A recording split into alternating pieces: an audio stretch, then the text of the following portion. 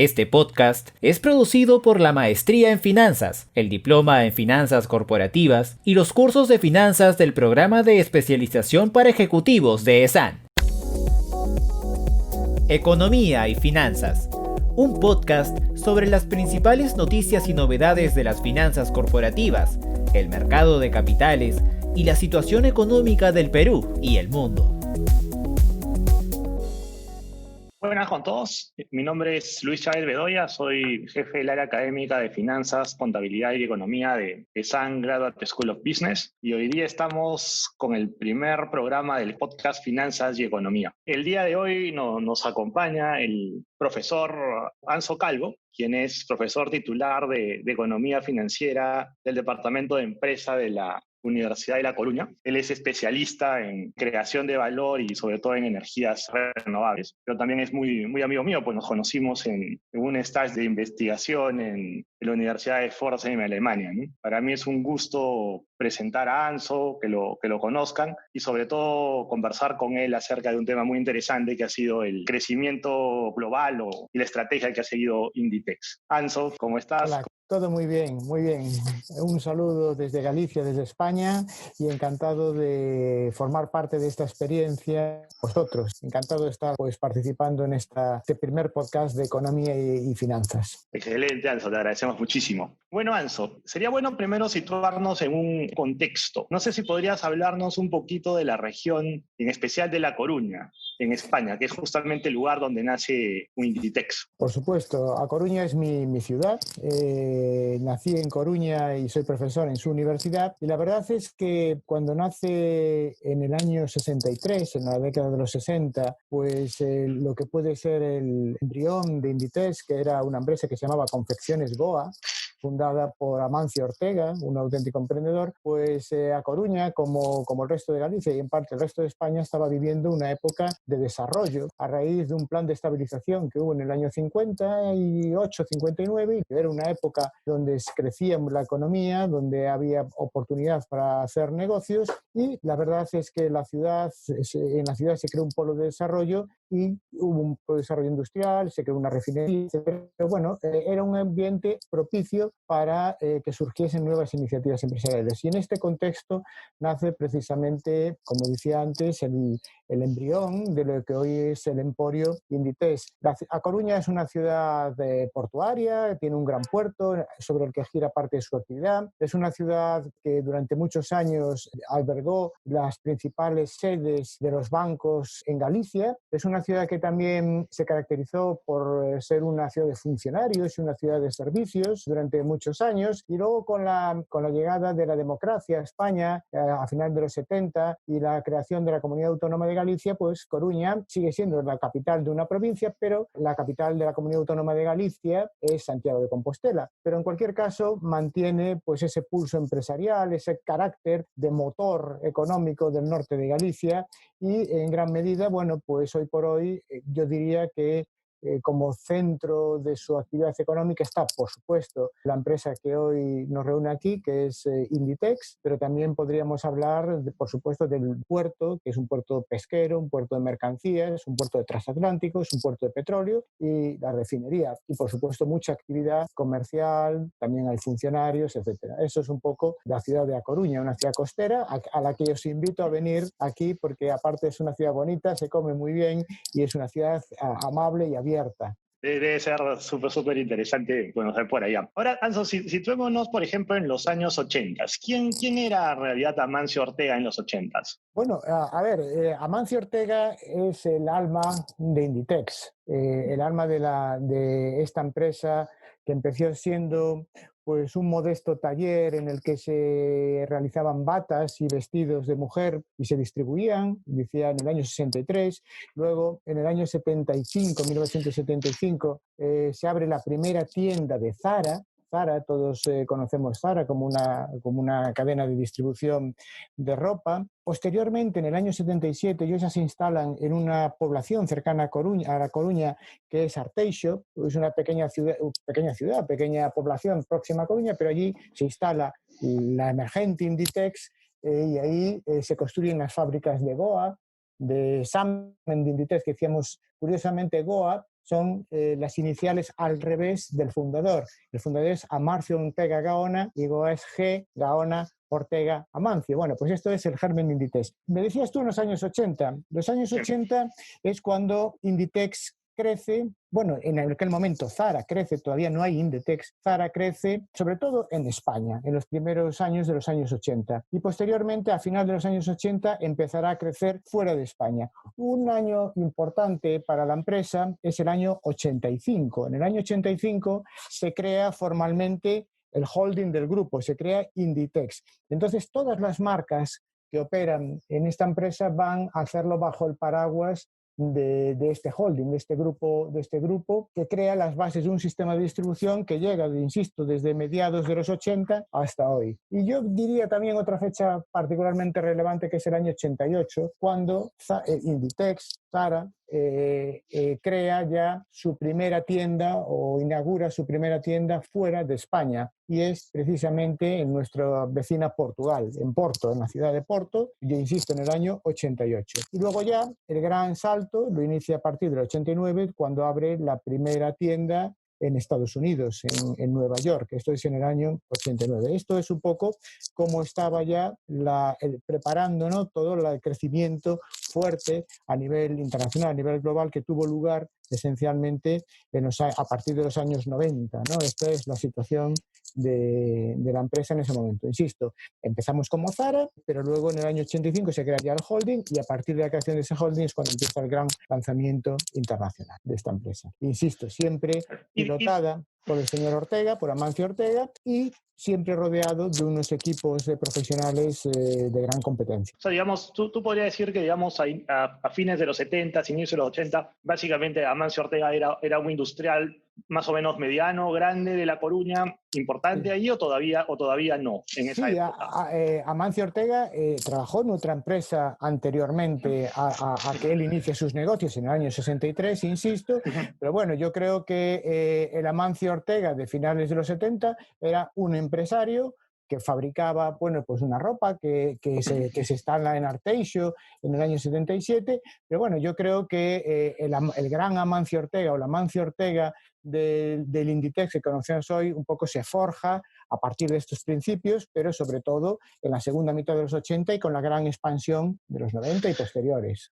¿Cuál crees que fue, digamos, el gran motor o el gran diferenciador que tuvo Zara o después Inditex para crecer, digamos, de esta forma? O sea, ¿cuál crees que ha sido realmente el motor que lo hizo destacar, por ejemplo, frente a todos los industriales que podrían haber en esa época? Yo creo que esencialmente es un magnífico enfoque comercial. Yo creo que Ortega supo posicionar a su empresa en un nicho comercial sumamente atractivo, que era básicamente diseño, fabricación, distribución y venta de moda actual a un precio asequible para lo que era su entorno. Y luego yo creo que también se considera muy interesante y que puede explicar también en gran medida el crecimiento de la empresa, la capacidad para asumir riesgos en un momento donde había una expansión en general.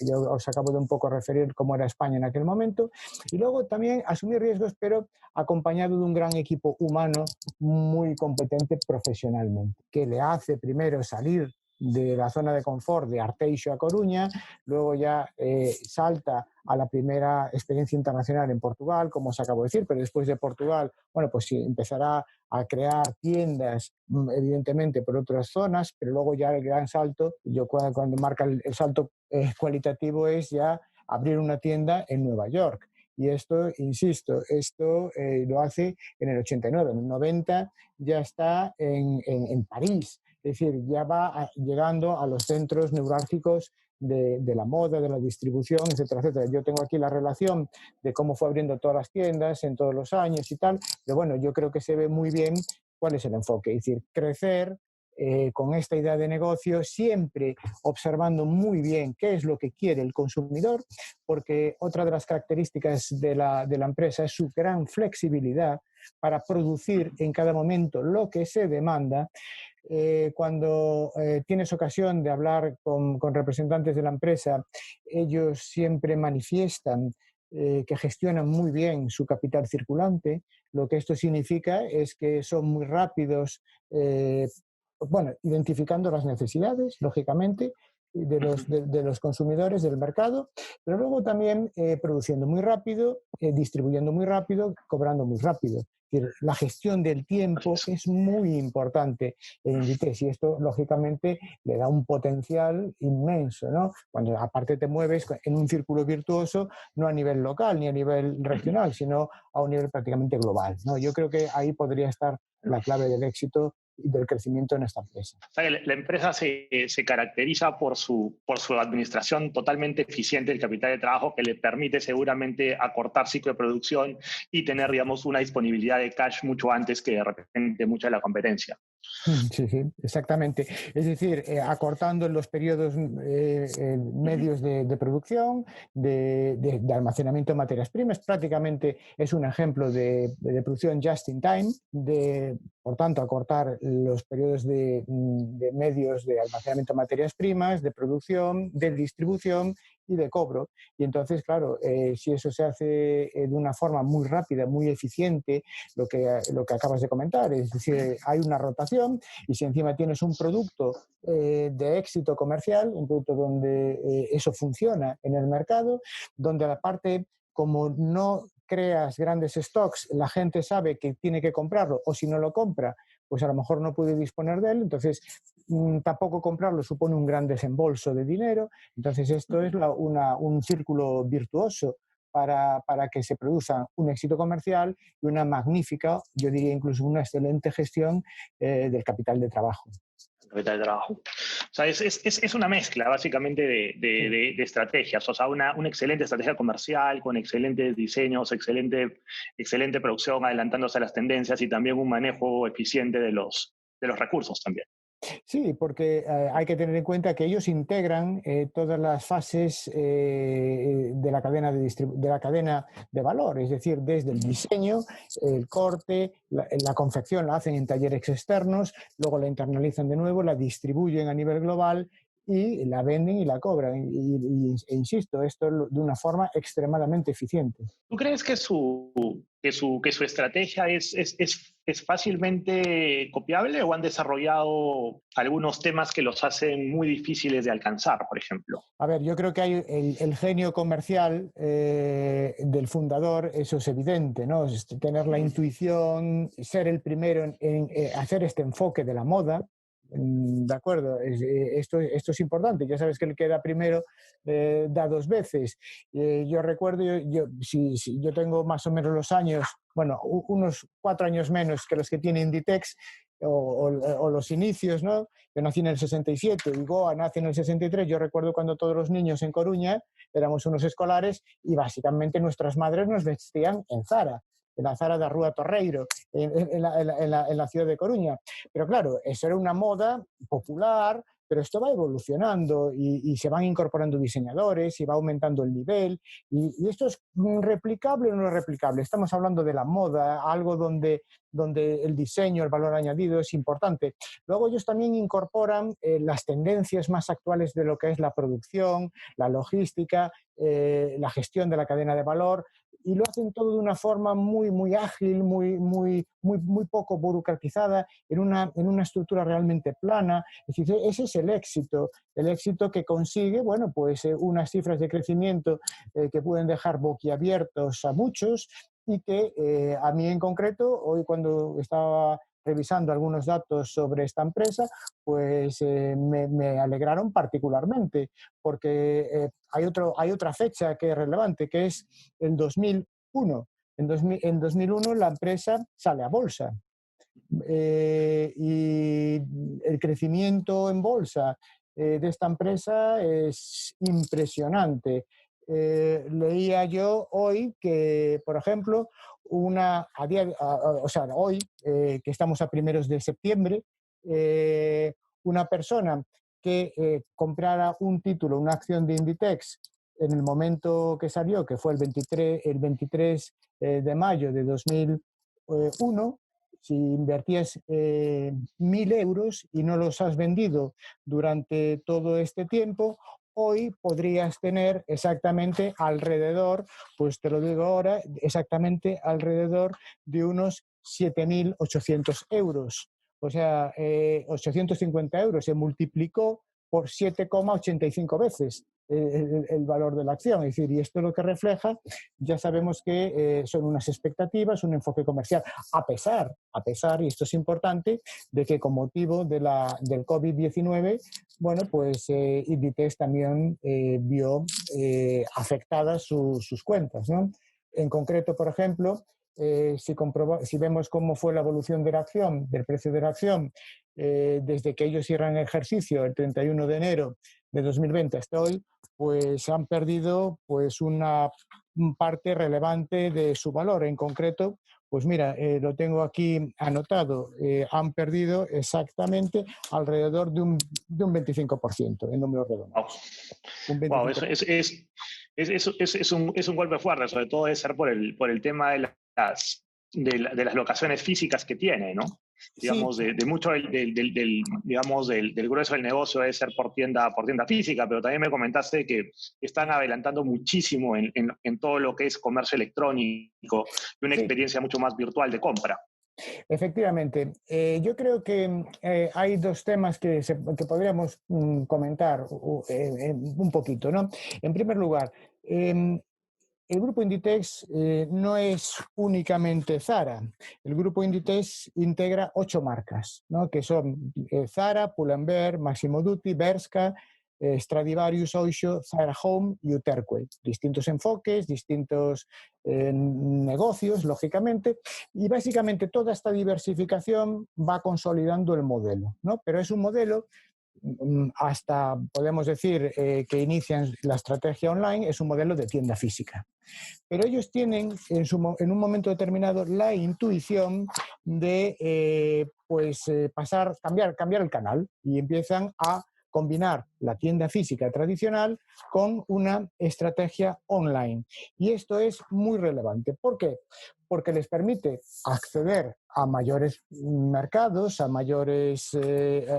nuevos clientes. En concreto, ellos están presentes a través de 7.000, casi 500 tiendas, 7.469 tiendas en 202 mercados, combinando las tiendas físicas con Internet. Y ahora, a raíz de todo el problema generado por el COVID-19, ellos lo que hacen, bueno, sufren, como todas las empresas, un retroceso en sus cifras, un retroceso importante. Acabo de comentar en concreto que cayó la capitalización bursátil pues un 24%, alrededor de un 24%. Caen también, tienen un golpe en sus ventas y lo que decide la empresa en este momento es intensificar, que no crear, sino intensificar su transición hacia el mundo digital. Y esto puede conllevar, y conllevará, bueno, pues un replanteamiento de los canales de distribución y probablemente el cierre de algunas tiendas que ellos no consideran relevantes. Y yo creo que lo que vamos a asistir en los próximos meses, probablemente en los próximos años, es a una revitalización o una intensificación, mejor dicho, del comercio digital de Inditex a través de su canal online. Y lo van a reforzar, bueno, pues de una forma considerable.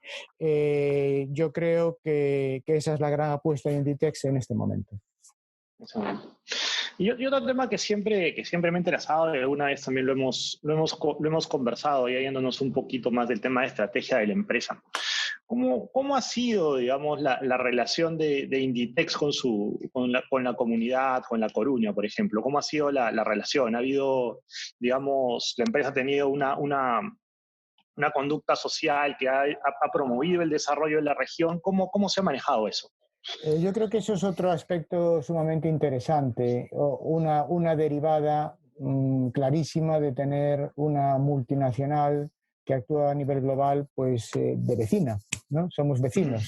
Entonces, el señor Ortega vive en A Coruña, hace su vida en A Coruña, es un vecino de A Coruña, lo podemos ver en A Coruña. O sea, y eso es importante.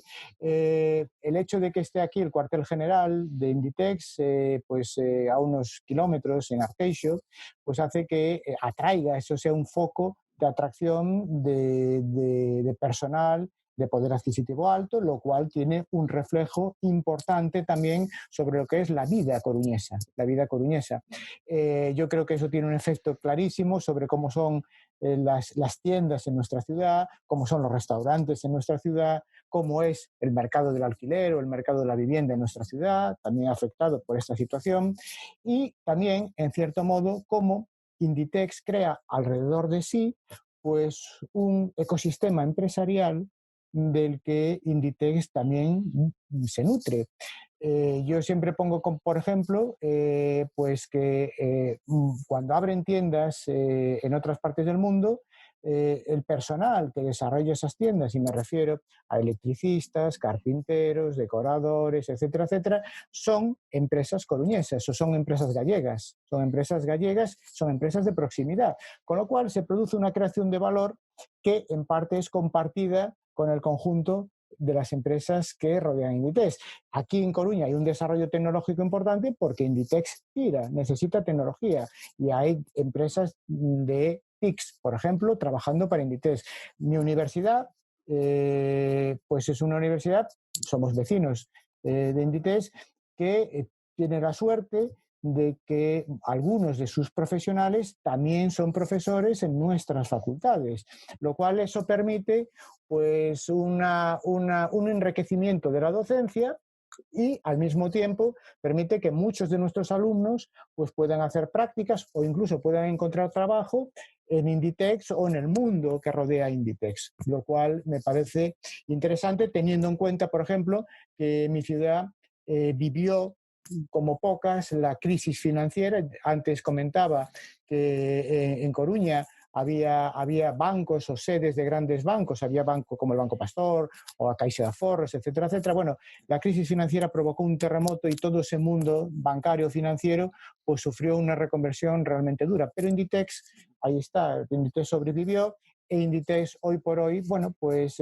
constituye pues en gran medida un motor fundamental, no solo de la ciudad, yo diría de Galicia, e incluso cuando tú miras las cifras de comercio que tiene Galicia o España, dice, bueno, es una economía exportadora, bueno, en gran medida también es porque Inditex está aquí, ¿no? Entonces, no digamos ya el tema de los impuestos, paga impuestos y luego pues colabora lógicamente en acciones de responsabilidad social, pues promoviendo pues determinadas actuaciones de tipo social de las que lógicamente se beneficia el conjunto de la población. Y otro tema que también es interesante, o sea, uno puede decir, bueno, todos queremos ser emprendedores, todos queremos fundar Zara, ser billonarios como Amancio Ortega, pero ¿qué tan replicable es ello? ¿Es un buen ejemplo para un emprendedor? ¿Tú qué opinas, Anso? Bueno, sobre esto tenemos hablado largo y tendido. Evidentemente, yo no diría que el ejemplo de Ortega es irrepetible, es excepcional. Yo no sé si es repetible, pero es difícilmente replicable, ¿no? O sea, que en Galicia o en Coruña se cree una empresa de estas características, yo creo que es algo realmente digno de estudio. Evidentemente no está todo aquí, hay centros logísticos que se fueron creando y están distribuidos alrededor del mundo, eso es lógico, pero lo que sí que es cierto que el corazón y el cerebro está aquí, ¿no? La alta dirección de Inditex reside o pivota alrededor de Coruña. ¿Es Ortega un buen ejemplo de emprendedor? Hombre, ¿quién se atrevería a decir lo contrario? Pero yo no sé en qué medida podemos poner a nuestros alumnos el ejemplo de Ortega, porque sería bueno que detrás de cada alumno hubiese un Amancio Ortega. Eso sería fabuloso para nuestra economía y para nuestro... Pero yo creo que es realmente complicado. Ahora bien, sí que es posible que a la sombra, en ese mundo que genera Inditex, pues sí que haya emprendedores que pueden crecer y desarrollar sus negocios de una forma muy, muy saludable. Yo, por ejemplo, siempre pongo un ejemplo, es un ejemplo muy bonito. Yo tengo un compañero con el que hice hace muchos años el servicio militar, y en aquel momento él tenía una carpintería, era él y su padre, y tenía una carpintería con 4 o 5 empleados. Hoy esa carpintería es una gran empresa de 70 empleados que creció precisamente a la sombra del crecimiento de Inditex, con un poco participando. Y yo creo que hoy mi compañero Manolo pues pasó de ser un carpintero en un pueblo de Galicia a ser un empresario. Y yo creo que hay que estar orgullosos. Ahí Manolo supo también aprovechar las oportunidades que les daba esta empresa, y hoy por hoy podemos decir bueno, y quien dice esta carpintería, podríamos poner otros ejemplos de transportes, de trefilerías, de empresas de servicios, etcétera, etcétera, etcétera.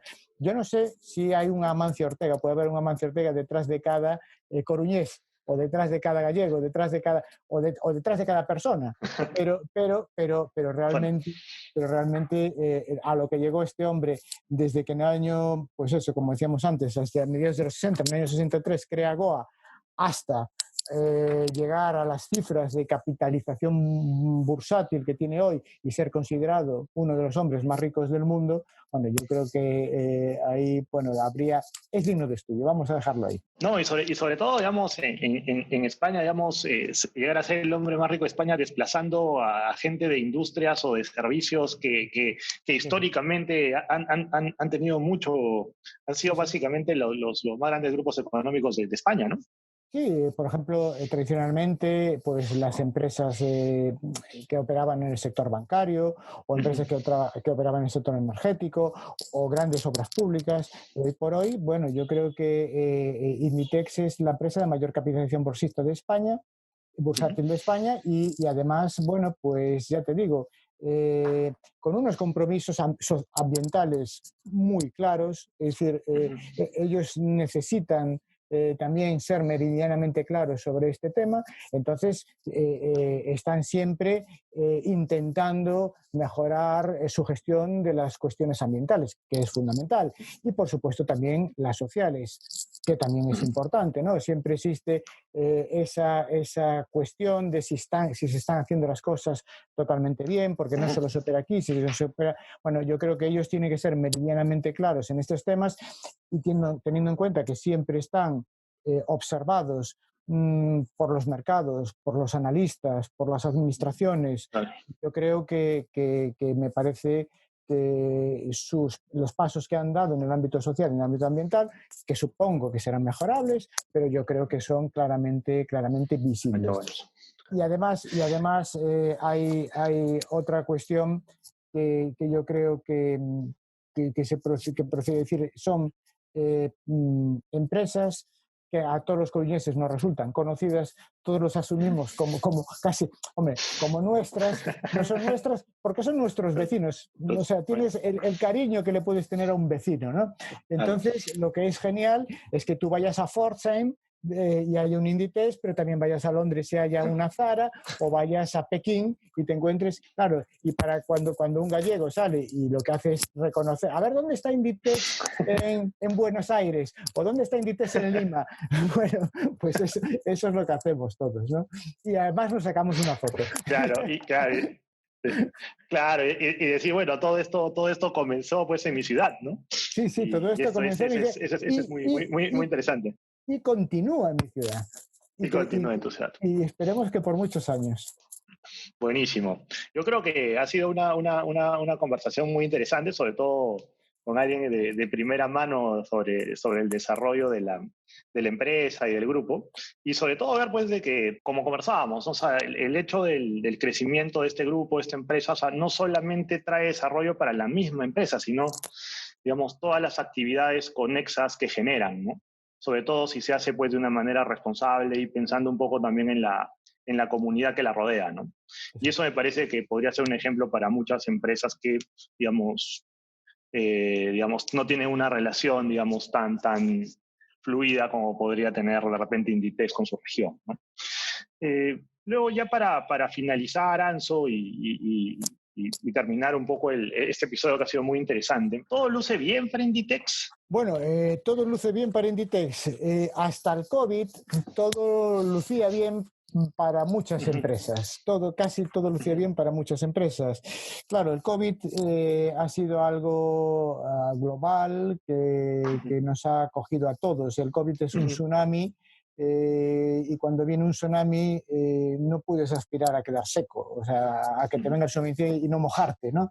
Entonces, también Inditex ha visto cómo el COVID-19 le afecta. Y lo comentábamos antes brevemente, si tú analizas un poco las cifras en este momento de Inditex, pues se puede observar perfectamente pues, un retroceso en ventas. Por primera vez en muchos años han tenido pérdidas. Esto es importante, pero bueno, también es cierto que las bases son sólidas. Los beneficios de Inditex han ido creciendo durante todos estos años, durante todas estas décadas, y entonces, lógicamente, esta circunstancia, con ser preocupante, pero yo creo que no es prácticamente algo con lo que podíamos pensar en un cataclismo. Yo creo que para nada. Yo voy a dar simplemente unas pinceladas. Te decía anteriormente, pensando como un inversor, ¿no?, que a día 30 de enero del este año, del año 20, que es cuando ellos cierran su ejercicio fiscal, la acción estaba en 30,37 euros por acción, lo cual significaba una capitalización bursátil de 94.600 millones de euros. ¿De acuerdo? En este momento, sobre el inicio de la cotización, se habría revalorizado un 933%. Eso es, fíjate, un poco la idea. ¿Qué pasa? Hoy estamos a primeros de septiembre. Hoy es día 1 de septiembre.